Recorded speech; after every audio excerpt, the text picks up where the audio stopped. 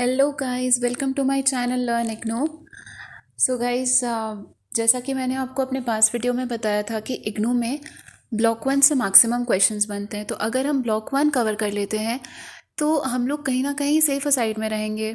Introductory part cover हो जाएगा तो बाद के आंसर्स में भी हम लाइक इनको रेफ़र कर सकते हैं। ठीक है, तो मैं अभी मेरे जितने भी वीडियोस अपलोड होंगे इस चैनल पे, दैट इज़ लर्न इग्नू, इसमें मैं सारे एमबीए के सब्जेक्ट्स के ब्लॉक वन कवर करूँगी। तो इससे क्या होगा कि आपके लाइक 50 to 60% मार्क्स आने के चांसेस बहुत ज़्यादा रहेंगे, क्योंकि ब्लॉक वन में लगभग 4 से 5 चैप्टर्स होते हैं, तो उनमें से आते हैं 3-4 क्वेश्चंस। ठीक है, तो आप मेरे चैनल को सब्सक्राइब कर लीजिए, लाइक कर लीजिए, ताकि आपको अर्ली नोटिफिकेशंस मिलते रहे। So guys, let's begin with this chapter. आज हम करेंगे एमबीए फर्स्ट सेमेस्टर का MMPC 1, that is management function and organisational process. तो गाइज, इसका फर्स्ट चैप्टर है इंट्रोडक्शन टू मैनेजमेंट। हम इसमें ये पढ़ेंगे कि मैनेजमेंट होता क्या है, उसके कैरेक्टरिस्टिक्स, उसके फंक्शंस, उसके नेचर और इम्पोर्टेंस, फंक्शंस एट्सेट्रा। ठीक है, तो मैंने ये आपके लिए इसको बहुत ही इजी बना दिया है, क्योंकि मैंने इसमें सारे इंपॉर्टेंट पॉइंट्स हाईलाइट किए हुए हैं। तो गाइज, आपको एक एक पैराग्राफ पढ़ने की ज़रूरत नहीं है। आप अगर कीवर्ड्स जान लो ना, तो फिर आप अपने आंसर्स को प्रेजेंट कर सकते हो। तो फिर let's begin with this chapter. So first is meaning and definition of management. What is management है क्या? Management is the art of getting things done through the efforts of others. Management क्या होता है कि आप अपने काम, अपनी चीज़ों को दूसरों के एफर्ट से करवा रहे हो, लाइक रिसोर्सेज को मैनेज कर रहे हो, पीपल को मैनेज कर रहे हो टू अटेन योर ऑब्जेक्टिव। ठीक है, next is in summary the essence of management revolves around managing people and other resources in an organisation, both internal and external, leading to the achievement of the objectives of the organisation. मतलब देखो, इसमें 3 चीज़ें आ रही हैं। Managing people first, second managing resources, third is leading to the achievement of the objectives of the organisation. मतलब आप people को मैनेज करके, रिसोर्सेज को मैनेज करके जो ऑर्गेनाइजेशन का ऑब्जेक्टिव है उसको अटेन कर रहे हो। उसके बाद आता है नेचर ऑफ मैनेजमेंट। मैनेजमेंट है क्या? Management deals with human beings and hence it is difficult to verify and predict the complex behaviour. Obvious सा बात है, क्योंकि management deals with human behaviour, तो क्योंकि human behaviour is very complex, अलग अलग पीपल का बिहेवियर को आइडेंटिफाई करना, एनालाइज करना इज़ अ बिग टास्क। तो कॉम्प्लेक्सिटी आ गई मैनेजमेंट में, first characteristic. Second is dynamic nature of management. Obvious सा बात है, मैनेजमेंट स्टैटिक नहीं है, वो डायनेमिक है विद द चेंजिंग एनवायरनमेंट। ठीक है, उसके बाद है थर्ड, देखते हैं हम लोग। एडगर शीन एक साइकोलॉजिस्ट है, जिसने कि बोला है कि मैनेजमेंट इज़ अ प्रोफेशन। और किस बेसिस पे उसने मैनेजमेंट को प्रोफेशन बोला है? Because it is a codified body of knowledge. Profession क्या है? कॉडिफाइड बॉडी ऑफ नॉलेज होता है, long period of formal education and training, specified criteria for entry, a code of conduct, professional tools, specialize fields of study, professional body slash association. ठीक है, देखो guys, जो commerce background से है उन्होंने 11th-12th में बीएसटी में पढ़ा होगा ये चीज़, कि जैसे प्रोफेशनलिज्म जहाँ पे होता है वहाँ पे प्रोफेशनल टूल्स अप्लाई होता है, प्रोफेशनल टेक्निक्स अप्लाई होता है, प्रोफेशनल बॉडी होता है। तो कहीं ना कहीं ये सब अगर कैरेक्टरिस्टिक्स है किसी चीज़ में, तो उसको हम लाइक बोल सकते हैं कि हाँ, that is a part of profession. Okay, next is characteristics of management. Management क्या क्या कैरेक्टरिस्टिक्स है guys, this is very very important, क्योंकि आप ये हर जगह मेंशन कर सकते हो, डेफिनेशन में मेंशन कर सकते हो। अगर मैनेजमेंट से रिलेटेड और कोई क्वेश्चन है तो उसमें आप मैनेजमेंट के बारे लिख के एक पेज इस पे ही लिख सकते हो, क्योंकि इंट्रोडक्टरी है, what is management and its characteristics. So पहला, it is a group activity. देखो, मैंने इसमें लास्ट लाइन हाईलाइट किया, that is it is the seen as integrating individual efforts to organize group activity. आप मैनेजमेंट में basically करते क्या हो? इंडिविजुअल एफर्ट्स को इंटीग्रेट करते हो, ठीक है, थ्रू ऑर्गेनाइज ग्रुप एक्टिविटी। तो that is only group activity management. Second is management is universal in its application, very important. Management आज हर फील्ड में ज़रूरत है, चाहे वो होम मेकर हो, चाहे वो बिजनेसमैन हो, चाहे वो एजुकेशन के फील्ड में हो, medical, non government, anywhere, everywhere. ठीक है। Third is management is a continuous activity. Obvious बात है, it is not a one step process, continuous in nature, continuous one एक के बाद एक, ठीक है। तो it is continuous in nature. Fourth is management as an integrated effort. ये तो हमने ऊपर भी देखा, ठीक है। Management integrates the human and other resources in the achievement of the objectives of the organisation. Next is management as a well defined process. Management is considered unique because of the well defined and clear cut process of getting things done through the various functions of management. मतलब इसमें like unique होता है क्योंकि जितने भी clear cut processes होते हैं वो सारे कवर होते हैं। Management is objective driven and result oriented. Very important, management result oriented होता है। आप मैनेजमेंट कर रहे हो तो उसके पीछे कुछ मोटिव है आपका, ठीक है। वो रिजल्ट ओरिएंटेड है, ऑब्जेक्टिव ड्रिवन है, कुछ तो ऑब्जेक्टिव है जिसके पीछे आप मैनेजमेंट कर रहे हो। Next is management as a set of roles and skills. It refers to an individual or group of individuals who are actively involved in managerial function. तो अलग अलग रोल्स होते हैं पीपल मैनेजमेंट में, अलग अलग लाइक डिपार्टमेंट्स होते हैं, तो वो सारे ग्रुप ऑफ इंडिविजुअल्स आ जाते हैं। Management as a function, POSDC, इसको आप लिख लो साइड में, पॉज डीसी, POSDC, ठीक है। मतलब 5 फंक्शंस है: planning, organising, staffing, directing, coordinating, controlling and budgeting. Budgeting is the like secondary part of the function, मतलब मेनली आपका पॉज डीसी आता है, ठीक है। Management as a discipline, obvious बात है, management is a body of discipline.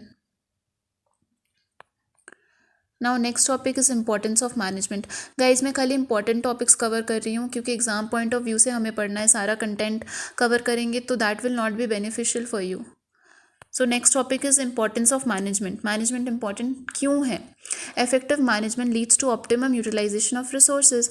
ऊपर पढ़ा हमने managing people as well as managing resources, तो ऑप्टिमम यूटिलाइजेशन होता है। अगर बेटर मैनेजमेंट होगा तो बेटर यूटिलाइजेशन होगा रिसोर्सेज का। Second is management facilitates the achievement of the individual, team and organizational goals by leading them towards the achievement of the desired objectives. मतलब इसमें टीम गोल्स, इंडिविजुअल गोल्स सबको facilitate करता है मैनेजमेंट, और finally जो ऑब्जेक्टिव होता है वो तो मतलब ड्रिवन है ही, ऑब्जेक्टिव ड्रिवन है ही management. Next is management helps in smooth functioning of the organization. अगर प्रॉपर टास्क का एलोकेशन होगा, प्रॉपर रिसोर्सेज का एलोकेशन होगा, प्रॉपर मॉनिटरिंग होगा तो ऑर्गेनाइजेशन अल्टीमेटली स्मूथ फंक्शन करेगा, ठीक है। Management contribute significantly to the improvement in the standard of the organization. Ultimately obvious बात है ना, अगर मैनेजमेंट में सारी चीज़ें अच्छे से हो रही है, सारी चीज़ें वेल ऑर्गेनाइज वे में हो रही है, तो ओवरऑल परफॉर्मेंस इन्हांस होगा, स्टैंडर्ड इन्हांस होगा। अब next topic is function of management.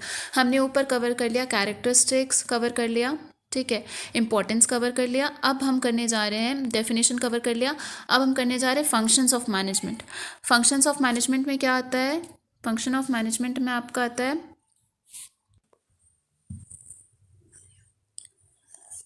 Functions of management में आप साइड में कीवर्ड लिख लो, पॉज डीसी, ठीक है। Planning, organising, staffing, directing, controlling, देखो मैंने लिख रखा है ना पॉज डीसी। इसमें ठीक है रिपोर्टिंग बजटिंग आती है, पर प्राइमरी चीज़ें पॉज डीसी है। प्लानिंग फर्स्ट देखो, प्लानिंग क्या होता है? Planning is preparation for future action, मतलब फ्यूचर एक्शन के लिए प्रिपरेशन करना। It relates to an activity which bridges the gap between the present and future. ये ऐसी एक्टिविटी होती है जो गैप ब्रिज कर देती है किसके किसके बीच में? प्रेजेंट और फ्यूचर। अगर आप प्रेजेंट में कुछ अच्छी चीज़ें कर रहे हो, अच्छे अच्छे स्टेप्स ले रहे हो, तो आपको फ्यूचर में गोल्स को अटेन करने में ईजी पड़ता है, ठीक है। Planning function starts after the broad organizational objectives are spelled out to decide the future course of action. तो पहला प्राइमरी स्टेप क्या है? प्लानिंग करना, क्योंकि प्लानिंग अगर आप करोगे तो आपका गोल्स अच्छे से अटेन होगा और ये ब्रिज कर देता है गैप को प्रेजेंट और फ्यूचर का। Next is organising. ऑर्गेनाइजिंग क्या होता है? Organising is related to the structure of the organisation with clearly defined lines of authority and responsibility. Organisation के स्ट्रक्चर से रिलेटेड है जिसमें authority and responsibility clearly defined होती है। मतलब ये हुआ कि जैसे सुपीरियर सबऑर्डिनेट्स कौन कौन है, किसको किसका ऑर्डर्स फॉलो करना है, तो ये सुपीरियर सबऑर्डिनेट का रिलेशन को एक तरह से वो करना, वेल डिफाइंड वे में बताना। देखो, through which the work is allotted, monitored and coordinated so that each division and department relate to the each other to work together. Next is staffing. Staffing क्या होता है? It relates to finding the right people. Very important, right people for the right job. आज अगर हम लोग ही कोई job के लिए अप्लाई करते हैं तो कितने सारे प्रोसेस होते हैं उसमें. तो स्टाफिंग वही हो गया, getting the right people for the right job. उसके बाद है डायरेक्टिंग. डायरेक्टिंग में है the function involves providing good leadership, communicating channels, motivating, supervising, ये सब. मतलब डायरेक्शन देना, गुड लीडरशिप देना, इंस्ट्रक्शन देना for the smooth functioning. Next is controlling. The function of control consists of those activities that are undertaken to influence that there is no deviation of the plan. Controlling इसलिए होता है ताकि आप देख सको कि आप प्लान से डेविएट ना हो रहे हो. ठीक है, एक कंट्रोल होना चाहिए. मतलब स्टैंडर्ड सेट होता है, उसके बाद आप लाइक स्टैंडर्ड के हिसाब से कंपेयर करते हो, फिर अगर आपका स्टैंडर्ड नहीं मीट हुआ तो आप करेक्टिव एक्शन लेते हो, ये सारी चीज़ें. अब है चैलेंजेस. देखो, चैलेंजेस, बहुत सारे चैलेंजेस फेस करने पड़ते हैं. क्या क्या है? Globalisation, technology, workforce diversity, innovation, ethics and governance, quality, cost, change management. अब पहला है ग्लोबलाइजेशन. हमने एलपीजी के बारे सबने पढ़ा होगा, लिबरलाइजेशन, ग्लोबलाइजेशन एंड प्राइवेटाइजेशन. तो globalisation, in this challenge we are talking about just globalization. So globalization facilitates the acquisition of talent from across the world. Globalization word में ही है globalize करना. ठीक है, मतलब आप talent acquire करें from across the world globally. The companies benefit by not only having the required talent from across the world but also use people for back end support. back end support के लिए भी होते हैं लोग. ठीक है, मतलब देखिए, जैसे many of the MNCs like G, Microsoft, Accenture, IBM, Google, Apple have employees who work outside the United States. ठीक है, मतलब आप टैलेंट को बाहर से एक्वायर कर रहे हो. बेसिकली यही है ग्लोबलाइजेशन, जिससे कंपटीशन इन्हांस होता है, आप कॉम्पिटिटिव रहते हो और बेटर सर्विस प्रोवाइड करते हो. Business are thus forced to improve their standard, quality and features to attract the global customer in view of a globalized world. For example, auto giants like Honda are forced to compete with the local players like Tata Motors who manufacture affordable, cost-effective passenger cars. तो वही है, मतलब globalisation आपको competition को meet करने में help करता है. Next topic is technology. The impact of globalisation has been quite significant on technology and the technological changes. आज देखो, टेक्नोलॉजी हर जगह है, टेक्नोलॉजिकल इम्प्रूवमेंट हर जगह हो रही है, हर जगह.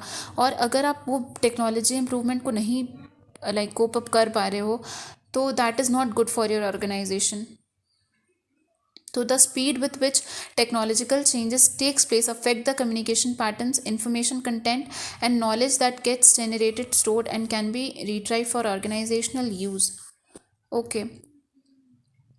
मतलब अगर जिस हिसाब से जिस स्पीड से टेक्नोलॉजी में चेंजेस आ रहा है, अगर आप उस स्पीड से कोप नहीं कर रहे हो तो वो बहुत सारे फैक्टर्स को अफेक्ट कर सकता है. Next is workforce diversity. Workforce diversity exist in organization when there is a variety of demographic, cultural and personal differences among the people who work there. Diversity makes good business sense by helping companies attract and retain talented workforce. अगर बहुत variety of differences है, क्योंकि देखो एक ही organisation में अलग अलग तरह के लोग काम कर रहे हैं. ठीक है, तो वर्कफोर्स डाइवर्सिटी आना बहुत ही लेजिट है. In terms of demographic, companies hire young executives in good numbers, which makes it difficult for the manager to team them up with seniors and experienced people. अगर मान लो कि कोई new है, कोई fresher है, तो उसको बैलेंस बना के रखना, लाइक वो अपने सीनियर से कैसे कोऑर्डिनेट कर रहा है, क्या उनमें अच्छा रिलेशंस है, क्या रिलेशंस वो जो एम्प्लॉयर और एम्प्लॉय का रिलेशन होता है वो कैसा है, ये सारी चीज़ें इसमें कवर होती है. क्योंकि अलग अलग तरह के अलग अलग टाइप के पीपल आ रहे हैं, तो वर्कफोर्स डाइवर्सिटी की वजह से भी मैनेजमेंट ने बहुत लाइक प्रॉब्लम्स फेस करना पड़ सकता है कभी कभी. Next is innovation. Innovation is a must in this era, क्योंकि अलग अलग अगर एंटरप्रेन्योर्स आ रहे हैं, नई नई टेक्नोलॉजी आ रही है, अगर आप उसके हिसाब से खुद को नहीं इनोवेट करोगे, खुद को नहीं कोप अप करोगे, तो फिर ऑर्गेनाइजेशन पीछे रह जाएगा. तो innovation is the introduction of new goods and services. Companies are force to innovate to bring changes in their goods and services and stay in competition. The innovation becomes the key to sell the goods or to satisfy the customers preferences. आज हर चीज़ में innovation आ रहा है, हर एक product में innovation आ रहा है. और क्यों आ रहा है? ताकि आप कस्टमर्स के सेटिस्फैक्शन को मीट कर पाओ. तो companies thus are required to foster an innovative environment, and the managers have to manage the skills, competencies of innovative people strategically for organizational success. Ethics and governance. Globalisation जब से LPG जब से आई है ना, तब से चीज़ें थोड़ी लिबरल हो गई हैं, पॉलिसीज़ लिबरल हो गई है, ठीक है, इम्पोर्ट एक्सपोर्ट पॉलिसीज़ थोड़ी लिबरल हो गई है. तो globalization has introduce the concept of business with no borders, thus allowing business to operate anywhere across the world. मतलब आप कहीं भी, मतलब आज इम्पोर्ट एक्सपोर्ट करना ईजी है पहले के कंपैरिजन में. तो ये क्यों हो रहा है? क्योंकि एलपीजी आया, उसके बाद से ये सारी चीज़ें बहुत लिबरल हो गई. Quality reflects the excellence of a product or service. The acceptable standards of quality have dramatically increased over the years. Providing world class quality requires adherence to what quality entails. Quality मतलब क्या हुआ? कि आपके product or service में excellence हो. तो अगर आप अच्छे से अपना क्वालिटी इन्हांस कर रहे हो, प्रोडक्ट का अच्छी क्वालिटी के प्रोडक्ट्स दे रहे हो, तो ऑब्वियस बात है आपका प्रोडक्ट रहेगा, बिकेगा मार्केट में. It can be measured in terms of product performance, reliability, customer service, durability, appearance, quality standards etcetera. जैसे कि आज बहुत सारे ब्रांड्स हैं जो आफ्टर सेल सर्विस देते हैं, तो वो आफ्टर सेल सर्विस से ही बहुत लोग लाइक क्लियर हो जाते हैं और वो प्रोडक्ट खरीदने के लिए चले जाते हैं. तो ये आफ्टर सेल सर्विसेज हो गए, प्रोडक्ट का अपीयरेंस हो गया, वो कितना ड्यूरेबल है, दैट इज़ उसका लास्टिसिटी कितना है, कितना दिन वो लास्ट कर रहा है. तो ये सारी चीज़ें आती हैं क्वालिटी में. Cost. One reason why the companies worry about cost is because cost leadership always ensures a company's competitiveness. Globalization has provided a wide choice in all the product line for the consumers.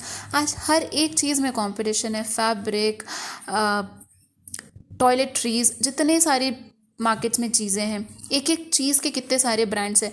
पर क्यों customer like Colgate खरीदता है, क्यों डाबर नहीं खरीदता? तो कुछ reason है कि एक प्रोडक्ट दूसरे प्रोडक्ट से सुपीरियर है. कुछ रीज़न है, जैसे मे बी उसकी क्वालिटी, मे बी उसका आफ्टर इफेक्ट्स. तो बहुत सारी चीज़ें हैं. या फिर कॉस्ट भी एक फैक्टर है. अगर उस प्रोडक्ट का बेटर है, बेटर इन द सेंस कि क्वांटिटी भी अच्छा है एंड कॉस्ट भी उस हिसाब से बहुत ज़्यादा चीप एंड मिनिमम है, तो लोग will go for the people will go for the cheaper product. So cost also plays a role here. Next is change management. The facts about change that is everywhere. It is constantly present and the pace of change is experienced by everyone in the current context. Change तो आज हर चीज़ में change ज़रूरी है, ठीक है. Consciously और unconsciously people dislike change and resist change. In reality however change is inevitable. Change unavoidable है. चेंज आप चाह कर भी रोक नहीं पाओगे, ठीक है. तो change is inevitable and the speed with the pace.